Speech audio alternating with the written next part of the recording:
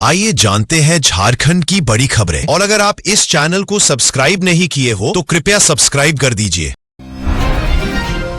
झारखंड में बिजली का झटका, नई दरों से बढ़ा बोझ, राहत सिर्फ नाम की। झारखंड में बिजली अब पहले जैसी सस्ती नहीं रही। दामोदर वैली कॉरपोरेशन की नई टैरिफ दरें लागू होते ही उपभोक्ताओं पर बढ़ा दबाव साफ दिखने लगा है। घरेलू उपभोक्ताओं को मामूली राहत जरूर मिली, दर 4.30 से घटकर 4.25 रुपए प्रति यूनिट, लेकिन असली झटका उद्योग और व्यापार को लगा है। व्यावसायिक दरें बढ़कर 4.80 रुपए और उद्योगों के लिए तो सीधा बड़ा उछाल 11 केवी पर 6 रुपए प्रति यूनिट। सवाल ये है, क्या बढ़ती बिजली दरें अब महंगाई की नई लहर लाएंगी? ऊपर से 0.35 रुपए का अतिरिक्त सरचार्ज और ग्रीन एनर्जी टैक्स ने बोझ और बढ़ा दिया है। हालांकि प्रीपेड मीटर और समय पर भुगतान पर छूट का लालच दिया गया है, लेकिन क्या ये राहत काफी है? झारखंड में अब हर यूनिट बिजली जेब पर भारी पड़ने वाली है। झारखंड में मौसम का बड़ा पलटवार, बारिश, आंधी और ओलों का खतरा मंडराया। झारखंड में मौसम अचानक करवट लेने वाला है और इस बार खतरा सिर्फ बारिश का नहीं बल्कि आंधी और ओलों का भी है। भारत मौसम विज्ञान विभाग ने बड़ा अलर्ट जारी किया है। 4 अप्रैल से राज्य के 14 जिलों में गरज के साथ बारिश और 50 किलोमीटर प्रति घंटे तक की तेज हवाएं चलने की चेतावनी दी गई है। रांची, हजारीबाग, धनबाद समेत कई इलाकों में ओलावृष्टि की भी आशंका है। किसानों के लिए ये खबर चिंता बढ़ाने वाली है, क्योंकि खड़ी फसल को भारी नुकसान हो सकता है। हालांकि इससे पहले राज्य में तापमान 38 डिग्री तक पहुंच चुका है, लेकिन अब अचानक गिरावट की संभावना जताई गई है। सवाल ये है, क्या ये मौसम राहत लाएगा या तबाही? अगले 48 घंटे झारखंड के लिए बेहद अहम होने वाले हैं।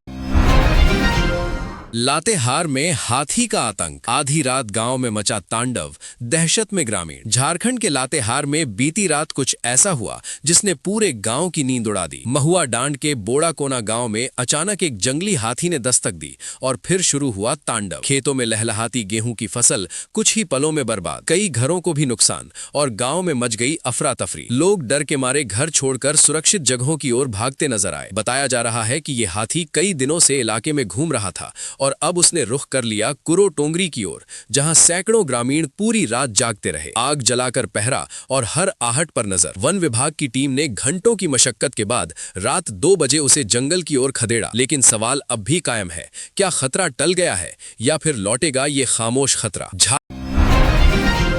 झारखंड बंद की तारीख बदली, क्या 4 अप्रैल को थम जाएगी राज्य की रफ्तार? झारखंड में सियासी हलचल तेज हो गई है और अब बड़ा फैसला, 3 नहीं बल्कि 4 अप्रैल को होगा झारखंड बंद। भारतीय जनता पार्टी ने अचानक तारीख बदल दी, लेकिन इसके पीछे वजह क्या है? पार्टी ने साफ किया कि गुड फ्राइडे के सम्मान में ये फैसला लिया गया है, लेकिन असली मुद्दा है राज्य की बिगड़ती कानून व्यवस्था। आदित्य साहू ने आरोप लगाया कि राज्य में अपराध लगातार बढ़ रहे हैं, त्योहारों के दौरान तनाव और हिंसा की घटनाएं आम हो गई हैं। 3 अप्रैल को मशाल जुलूस और 4 अप्रैल को पूर्ण बंद का ऐलान। सवाल यह है कि क्या यह सिर्फ विरोध है या आने वाले बड़े राजनीतिक टकराव की शुरुआत? झारखंड की सड़कों पर अब सियासत का ताप बढ़ने वाला है। सबकी नजरें 4 अप्रैल पर टिकी हैं।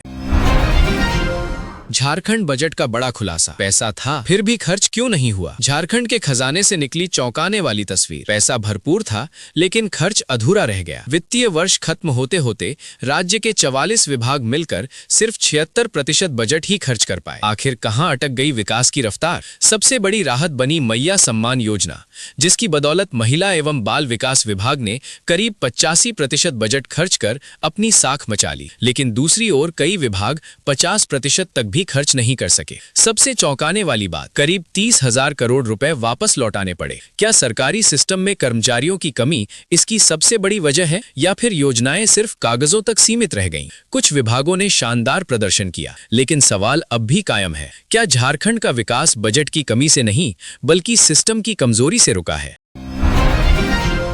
जेईई मेन में बड़ा खेल निबेकाब, परीक्षा सेंटर रद्द, अब क्या होगा छात्रों का? झारखंड में जेईई मेन परीक्षा के बीच बड़ा खुलासा, एक ऐसा खेल जिसने हिला दी पूरी व्यवस्था। राधा गोविंद यूनिवर्सिटी का परीक्षा केंद्र अचानक रद्द कर दिया गया है। आखिर ऐसा क्या हुआ? सूत्रों के मुताबिक कंप्यूटर सिस्टम से छेड़छाड़ और फर्जीवाड़े की आशंका सामने आई, जिसके बाद प्रशासन हरकत में आया और पूरा सेंटर ही कैंसिल कर दिया गया। अब 2 से 8 अप्रैल तक होने वाली परीक्षा रांची के नए केंद्रों पर होगी। जांच में बड़ा खुलासा, करीब 70 कंप्यूटर जब्त, 3 आरोपी गिरफ्तार और कई अभी फरार। नेशनल टेस्टिंग एजेंसी और टाटा कंसल्टेंसी सर्विस से भी जवाब मांगा गया है। सवाल ये है, क्या ये सिर्फ तकनीकी गड़बड़ी है या फिर एक संगठित परीक्षा घोटाला? जांच जारी है, लेकिन इस बीच छात्रों की चिंता बढ़ गई है।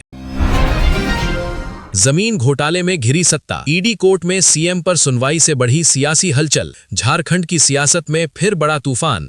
बड़गाई जमीन घोटाले में अब मामला पहुंच चुका है निर्णायक मोड़ पर। हेमंत सोरेन की डिस्चार्ज याचिका पर ईडी कोर्ट में सुनवाई जारी है, लेकिन सवाल अब भी वही, क्या उन्हें राहत मिलेगी या बढ़ेगी मुश्किल? इस केस में प्रवर्तन निदेशालय पहले ही सीएम समेत 18 लोगों के खिलाफ चार्जशीट दाखिल कर चुका है। कोर्ट में बहस अधूरी रही। अब सबकी नजर अगली सुनवाई पर टिकी है। उधर शराब घोटाले में कारोबारी नवीन केडिया की जमानत पर फैसला 7 अप्रैल को आएगा और दूसरी तरफ कई मामलों में अदालत ने सख्त रुख दिखाते हुए जमानत याचिकाएं खारिज कर दी हैं। एक के बाद एक मामलों से घिरता सिस्टम।